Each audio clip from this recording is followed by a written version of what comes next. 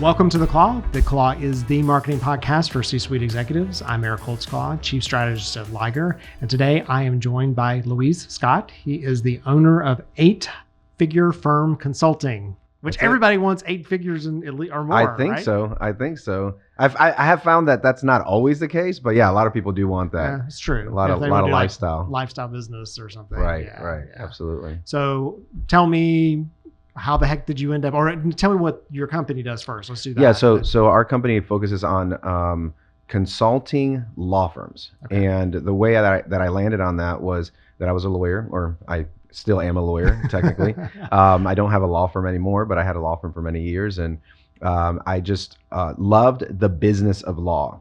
I did not really enjoy being a lawyer. Okay. I liked the business aspects of it. And so I geared my entire career to the business aspects. And because my dad was a teacher, he was a pastor, and I think I got kind of like that teaching gene. And I always wanted to be a teacher, but they didn't make any money. No. And so I was like, I thought about that for a minute, but then I was like, oh yeah, I don't like kids. So yeah, right. That's a different. That's a secondary Second reason, problem, right? Yeah. But I wanted to go into teaching, and then so after I had grown my firm and I'd started writing, and my ultimate goal was to be an author and a speaker, I decided now was the time to teach, and so I started teaching law firm owners on the strategies that we used to build our firm to multiple 8 figures in revenue. And so Nice. that's how 8-Figure Firm came about. Yeah. So. Back in the early part of my career, I worked with a bunch of serial entrepreneurs, and they were all ex-lawyers. Oh, wow. Yeah, they had been in law. They had decided they didn't want to do that anymore. They ended up starting like see tech it. firms Yeah. and human resources firms. It feels like it's a good background. You know how to read your own contracts. There's Right. some, something around that. Which is funny because I don't read my own contracts. So you have a lawyer. Who does Right, that, I hire a lawyer for that. Yeah. Yeah, exactly. Yeah. And so the transfer, you just weren't happy in that space, and you thought it's No, it wasn't even that I wasn't happy. It was just like how you can have multiple passions, and I did love owning a law firm, and I thought it was great, and we had almost 200 employees. But I wanted to be a teacher. I want to be an author speaker, like nationwide author speaker. Yeah. Like that's my ultimate dream. Right. And one of the ways that I saw that career developing was, why don't I start developing a brand of being able to teach something that I now consider proprietary because I came up with it, and it's the law firm operating system. And so we started teaching that, and now it's funny because people do tell me, you're nationally recognized author and speaker because I have 5 books and I do speak nationwide, Right. Mainly at conferences I host, but it does happen. So, Right. but I want to be on other people's stages too, Yeah. eventually. So so it wasn't anything about being unhappy. It was more, I wanted to pursue my ultimate passion. Okay. Well, let's get back into your background then. So you decided, because you said your dad was a teacher. Yeah. Yes. So, how did you decide to go to school and get a degree in law? So in 2001, I guess I was, this is actually kind of a funny story, but I was in a classroom with a judge who was leading business law. Okay. And he wanted everyone, there's something called the Socratic method of teaching in law school. And he wanted everyone to stand up, say their name, and tell them what they were excited about for the future and what they like to do on their spare time. I was sitting in the back. I was very scared at the time. I didn't like public speaking that much. But they finally got to me, and I heard all these people, they want to be doctors and accountants and all this. I didn't know what I wanted to do. I wanted to play baseball. I'm from Puerto Rico. I was on a scholarship for baseball. That's what I wanted to do. But I stood up and I made a joke. I'm like, I like long walks on the beach and candlelit dinners or something like that. I made this joke, and I sat down, and he said, "Mr. Scott, stand up." He's like, what do you want to be, when you get out of school? And I turned to him and I said, "I want to be a lawyer." It's the first time I'd ever said that publicly, because I was actually scared of going to law school. I didn't think I was smart enough to be a lawyer. Yeah. But what ended up happening, and this is funny because I've always heard you can only connect the dots looking backwards. But what happened in that moment, he called me down after class. I'm like, I'm in trouble for making jokes. And he said, "Do you want to be a lawyer?" I said, "Yeah, I'm not smart enough." He said, "Come work for me." Yeah, in an internship at the end of the summer. So I worked super hard in that class, got an A to go work for him in the summer. But in that summer internship, he introduced me to a lawyer because he was a judge. So he didn't have a law firm. So I started working with this lawyer, was a criminal lawyer. And it was that experience. He's now passed away, that lawyer that I worked with.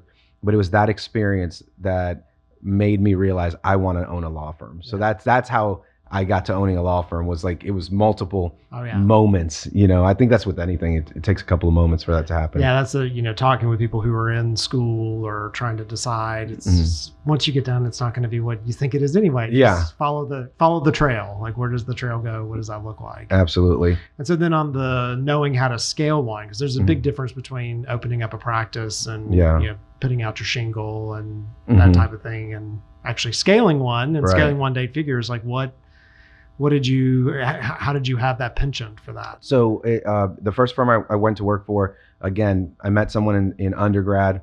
They were going on a trip to London. They needed someone to come interpret. My first language was Spanish.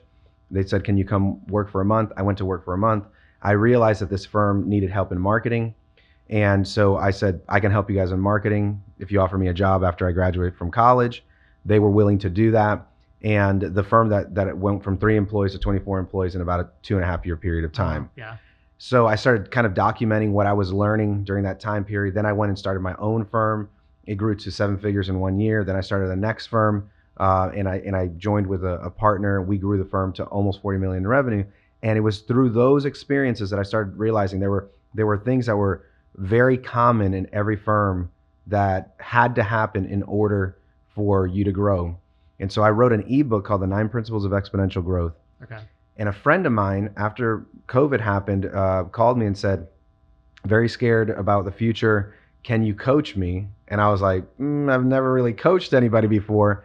And she had been in business for 10 years, around 700,000 in revenue. I started coaching her and she went from 700,000 to 2.4 million. And I was like, wait a second, I have a secret to something. Yeah. Like, I've already done this 3 times myself.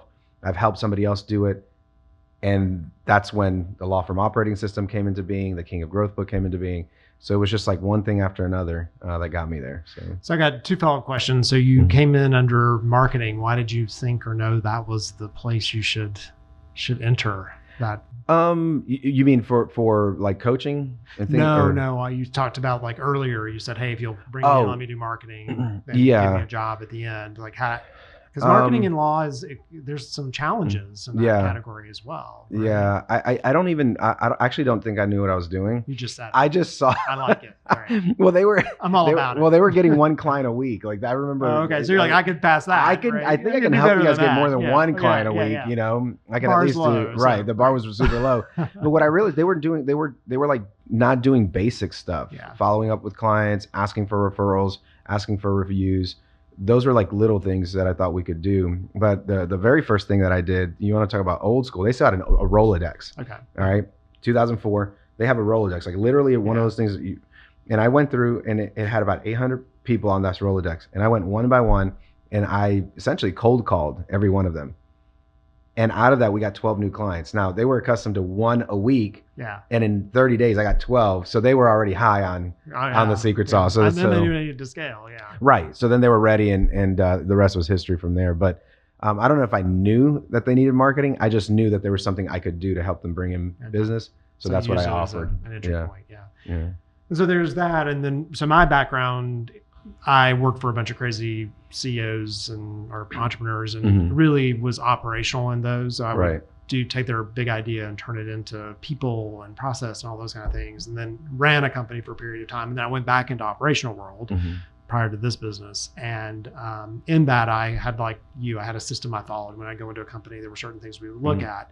And then I discovered the entrepreneurial operating system, which I'm sure you've heard of, right? So if you think about, and I started to adopt that. We follow EOS here because it allows us to set rocks, and I've worked with a bunch of companies to implement it. What are some differences potentially between how you may approach it in the law world versus like a traditional business, right? Because EOS is meant to be kind of cookie cutter for businesses just looking to scale. Man, you know, it's over the last 20 years, I've read like 600 books between real book. Everything is the same. Like there's nothing new under the sun, as they say. All I've done is take all those ideas and really consolidate them into one package. So I think what differentiates the legal space from other spaces are the restrictions that they have on marketing, right? So the state bar, they control how you market. They control, like, if you think about Florida, you can't have celebrity endorsers. In Alabama, all of your social media posts have to be approved by the state bar before you post them. So there's a lot of restrictions. In some states, you can't have TV advertisements with endorsements. In some states you can. And so I think that's probably one of the greatest barriers to law firm growth. So that's number one. The second thing that's different in my system is that most law firm owners do not consider themselves business owners. They are lawyers who own a business versus business owners who happen to be lawyers. And so our system teaches them to be entrepreneurs. Got it. It teaches them that if you want, I have met firms that have been in existence for 15 years and have never had a budget, have never had vision, mission, and values, have never had a hiring plan, a marketing plan. They've just existed. Yeah. Like they've run their whole business for 15 years with no plan. Yeah. That's very unusual for a traditional business. Oh, 100%. And it's like they've basically built themselves a job. That's all it is. Yeah. Most law firms are just jobs. Yeah. And so getting them out of that mindset and helping them consolidate the planning purpose. And so what I did is I developed a 3-pillar system. It's the foundation that you need for your law firm, the intentional actions you need to take, we call it the business portfolio, and then the transformational aspects, which is where we actually transform the business through policies and procedures, job descriptions, career pathways, and meeting cadence. And so it's probably very similar to any other system. It's just specific to law firms, and it speaks their language. And it speaks their language. Yeah. I can see that because you talk about them being bad business owners or that way. I've worked with a bunch of doctors who think they're investors, right? And they invest in technology and things like they do real estate. They just keep putting money in because they think it's going to appreciate. And I'm like, that's not how it works. Yeah, right. Like that's not how any of this works. You should not do it that way, right?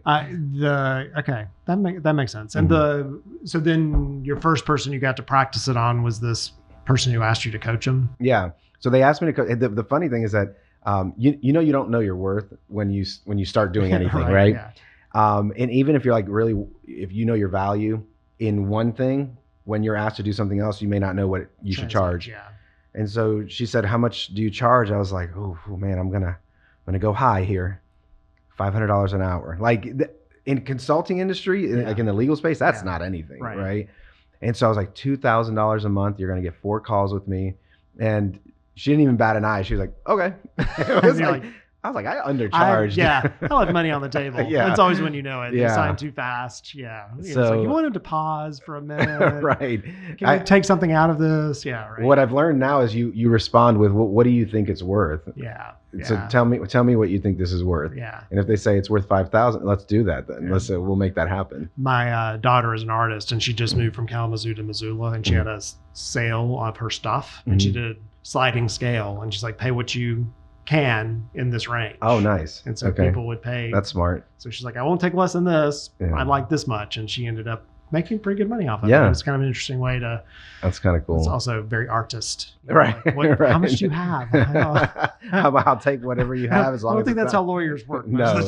So. There's definitely an hourly wage for sure. Yeah. All right. We're going to go to commercial break, and when we get back, I want to talk a little bit specifically about marketing. And you talked about some interesting things. We work in some restricted spaces where marketing has to go through a bunch of people and things. Right. But it seems like some people are getting away with some marketing-ish stuff in those spaces. Oh, for sure. So, and then also, we talked before about the King of Growth. And like, is that really your name, or does that mean something else? So you're listening to The Claw. I'm Eric Holtzclaw, Chief Strategist at Liger. I'm talking today with Luis Scott. He is the owner of 8-Figure Firm Consulting. I wanted to say 8-Figure Law Firm Consulting.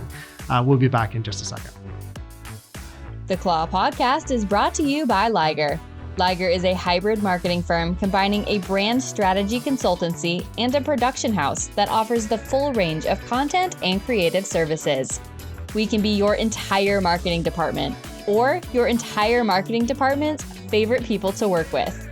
We save the world from boring, broken marketing by putting businesses in brand therapy so they can express their most authentic, memorable selves. And then we share their story so they can be known.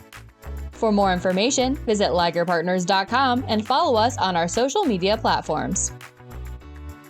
And we're back. You're listening to The Claw. I'm Eric Holtzclaw, Chief Strategist at Liger. The Claw is the marketing podcast for C-suite executives and, law firm people who may own law firms. Because I'm talking to Luis Scott today. He's with 8-Figure Firm Consulting.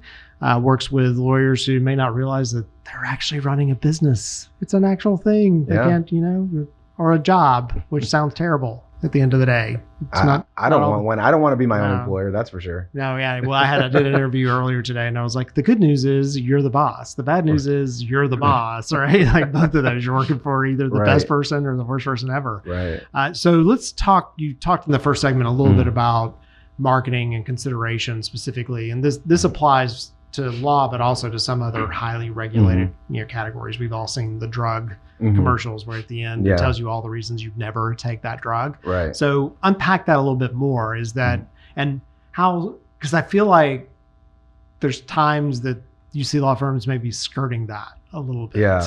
Well, the reason is because the rules are different in every state. Okay. And so depending on the state, depends on whether it's ethical or not, which is really the most frustrating thing is that the states are determining what's ethical. So something could be ethical in one state, but not be ethical in another state. And it's all arbitrary. They're just making it up. And so I'm a real big proponent of just having lawyers fight those rules. Like go all the way to the line and fight the rule. Now, I'm not the one investing the time, energy, or Right. effort And to you're fight an the rule. entrepreneur, and Right. yeah, all that, right? Yeah. So it's easy for me to say that, but there was a law firm that I know that fought the rule in Florida and was able to get, it wasn't a celebrity, but it was able to get something else to endorse their business. A mascot Okay. was able to endorse their business, which I thought was really cool. They went and fought that line, and so I think you just have to, if you don't like the rules, try to fight the rules, especially when there are things that are in every other business you do. Like you Yeah. can't cold call in law firms. Oh, You can't okay. solicit. I actually, as a lawyer, I am not allowed to come up to you if I see that you've been injured in an accident or you have a family law case or you're getting divorced and say, hey, I'm a lawyer. Here's my card. Give me a call. That is actually against the rules. Wow, Isn't that crazy? that is crazy. Like, It'd be like me trying to tell somebody marketing, and I can't talk to them about marketing. right. You can't Yeah. say anything. So if It's you like, come, I just looked at your booth. Maybe you need my help. yeah. Right? No, so there's a lot of rules. Now, do people give their business cards? Absolutely. Is it a violation of the ethics rules? Also, Yeah. yes. Well, it's interesting. Good lawyers end up becoming celebrities. Yeah, I have a couple The- of them. Yeah, because you know the name. Mhm. They've been on a high-profile case. They've been interviewed. Those are the one. And so Yeah. then how you walk the line of what Yeah. does celebrity mean? I'm sure don't tell me, there's something that defines it. Lawyers and blah, but whatever. But it is a little controversial because I have a client right now who has built such a following on social media that the state bar from his state is saying that he's violating the rules because he's made himself a celebrity endorser of his own law firm. Yeah. Think about that. Like, Yeah. you can't even be a celebrity endorser of your own firm. Right. And Which in so much in the world, which is something I want to unpack with you next, is in the world of like thought leadership and putting forward, your best Right. voices. No one wants to hear from the company. right. They want to hear from individuals within the company, right? Absolutely. And so you've definitely had to follow that path. Mhm. You've written several books, but it's not an easy path. Mhm. So tell me about how did you climb that mountain? That doesn't always happen easily. I think first is acknowledging that it is a mountain. It's, I set a goal 5 years ago to be famous in 1 year. Okay. That didn't happen. So it's like, you can't get famous in 1 year. Well, It you takes time. can. Well, there, You can. not for the right reasons for the most part. Like, I mean, I guess you could, but Yeah. but a lot of times these overnight successes, they've been working behind the scenes for years and years Yeah. and years. I have my brother. My brother-in-law, excuse me. He has a platinum song. One of his songs went platinum Okay. in country music. He's a country. He lives in Nashville, writes country music. The song went platinum overnight. Right. He's been writing for 10 years. Oh, 100%. Yeah. So Overnight success, 10 years in the making. that's right. Yeah. So it's very, very hard. But number one is acknowledging that it's a mountain and a climb, and number two is don't be so focused on one channel. Like, if you want to be a great writer and a great author, you probably need to do some speaking as well. Yeah. And if you want to be a great speaker, you probably need to do some writing as well. Right. Yeah. And so what I've done is I've created a podcast. I've created social media, books, speaking engagements, a conference, my consulting business, and all of those things combined over the years has increased, I guess, my status, online, and to the point where we get about 3 million impressions per month, every single month, Nice. on my social media platforms, organically, Yeah. because of the efforts that I've done over the last 5, 6, 7 years. And so talking about, and I've done everything that you've talked about, Mhm. the one that I want to specifically talk to you about at some point is conferences, because those can be the most difficult thing in the world to pull off. But where has been the greatest payback? Like, what was the thing that you just are very glad, maybe unexpected? Like I had an article for Inc. that went crazy, and I did not even like the article. I just took it down, right? And then it ran the next day, and then it's the one that went crazy. Like, it was everywhere and, viral and whatever. And I didn't know it. Like, I couldn't predict it at all. So I look back on that moment, because I literally went in, I wrote it on a Thursday. It was supposed to publish Monday or Tuesday. I went on Sunday to take it down. And I was like, well, what am I going to write next week? I'm like, just leave it and let it run. And then it just went crazy. That's incredible. So, but I didn't predict it or know it. Right. So what about you? Like, what's been the thing that was the best success? So what I'm probably the most proud of, I wrote a book called It Has to Hurt, and it's basically accepting life's journey. And I talked about all my trials, and it was just basically my personal memoir. That book is selling 150 copies a month to this day. I released it 2 years ago, and it actually continues to grow in sales. I'm very shocked by that. So several thousand copies already sold of that book. That has led into selling several thousand copies. I think The King of Growth has sold several thousand copies as well. That led into selling a bunch of Audible. So it's like everything just continues to cascade to the point where I'm anticipating selling 3,000 to 4,000 books just next year on what I've already written. Right. Which is kind of cool, because I make $8.50 per book. Right. So it's not a bad little, I think that's like what, 32,000 a year. Yeah. That's not bad for something I wrote 2 years ago. Nice residual income. Yeah. So, did you self-publish it, or did you go through? I went through Amazon KDP. Okay. Yeah. So self-published. My brother has like a publishing company, and he's helped me like format the books, edit them, and get them published. But I used, Amazon KDP. So that was really surprising. I've had a couple of videos go viral also on different topics, which is hard, because you get a lot of, in the world of social media, you get a lot of negativity. Right. And so you have to be I've had people tell me I'm a loser, I look ugly, you're an idiot, this is the dumbest thing I've ever heard. So, you have to just kind of like, you got to get tough. Or ignore it. Yeah. You can ignore it, but once you see it, you have to be tough. Yeah. Because if you're not tough, it'll take you down. Yeah. So King of Growth, because you and I, so which book is that in the sequence? So the King of Growth was my second book. So It Has to Hurt was my first book. Then I wrote The King of Growth, and now I've written Building High Performance Teams, The New Leadership Paradigm, and The Law Firm Operating System. Nice. Yeah. All right. Yeah. So in that, you said that people think of you as King of Growth because of it. Yeah. It's something I think you should just own. I was going to get a license plate that said KOG on it, but then I was like, I don't know. It's weird. I was with a friend, and he's a friend from high school, and he came to me and he's like, I got an idea for your book. Cause at the time I didn't have a title. I was just writing this book. He goes, call it The King of Growth. And then he just started laughing. And I was like, that sounds good. I love it. I like it. I was like, let's do it. Well, in marketing, it's visceral reaction. Yeah. Right? Like we were working with a client, and we had shown them a bunch of logos, and one of the logos had this stripe in it, and they couldn't get their minds around the stripe. Right. And there's like 10 executives. This company was an M&A. We brought them all together, and we're trying to get them to choose like one. Right. And we talked about that logo forever. Like, that's so weird. Blah, blah, blah. And I'm like, that's the logo you should choose. Yeah. Like, why? And I'm like, because you're talking about it. We've looked at the other ones. But you're curious why the stripe's there. Very you wonder true. what it is, right? So visceral reaction is so important in that space. Yeah. You want someone to either love it, hate it, Yeah. tell you suck, like something, right? Well, I get a lot of, you're not the king of growth, you're an idiot. I get a lot of you're an idiot stuff, because people they don't like when someone defies the norms. Yeah. And so for me, the norm in the legal space is you have a small law firm that you create a job for yourself.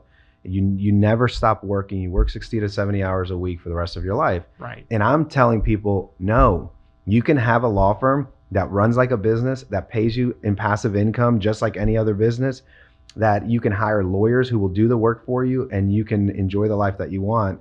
And there are people who don't like that. That's an interesting, because I talk with a lot of people, thinking about starting businesses, whatever. And I always tell them it's the first 3 years. Like, it should suck the first 3 years. You're going to work every hour all the time.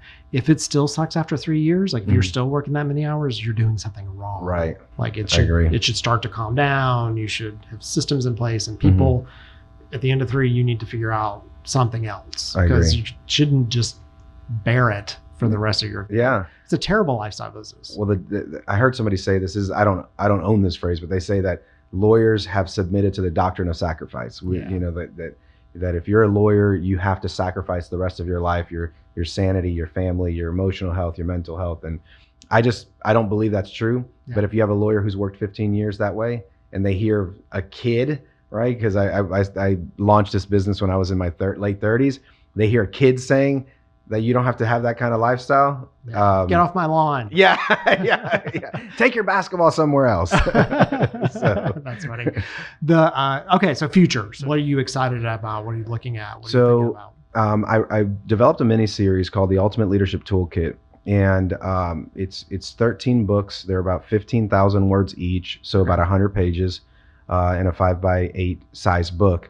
And I'm going to be releasing one every 2 months for the next, 26 months. Nice. And I'm really excited about having that. It'll be a full guide for people having tough conversations, building leaders, having your leadership meeting, developing meeting cadence, how to hire properly, how to fire. Like it's everything about that you need to know about leadership. Because I do believe that leadership is the most important tool to growing a business. Yeah. If you're not a good leader and you don't hire good leaders, you can't grow the business that you want. And so I'm excited about releasing that. And then I may take a break from writing and see if I can get on a speaking tour or something. Nice. So, yeah. Nice. Well, good. Well, it's been great chatting with you. Yeah. Yeah, great to meet you. And this is a really nice little niche. I like it. And specifically the fact I had no idea that lawyers thought that they were so stuck, because typically you work in a business owner, they realize at some point this shouldn't be this way forever, right? They don't just bear into it. So yeah. So where's the best way for people to find you other than Googling King of Growth? They can find me on King of Growth. No, I have a website, LuisScottJR.com, LuisScottJr.com. Okay. They can find my links, social media. All my handles are the same, Luis Scott Jr. They can find my books, and they can find my books on Amazon as well. So, nice. Yeah. Well, thank you so much for joining me. Thanks for having me. Yeah. So you've been listening to The Claw. I'm Eric Holtzclaw, Chief Strategist at Liger. The Claw is the marketing podcast for C-suite executives and today for lawyers who there's got to be a better way. Big believer in operations and operating your company in a more efficient way so that it serves you in the way that it could. Thanks for listening in, and until next time.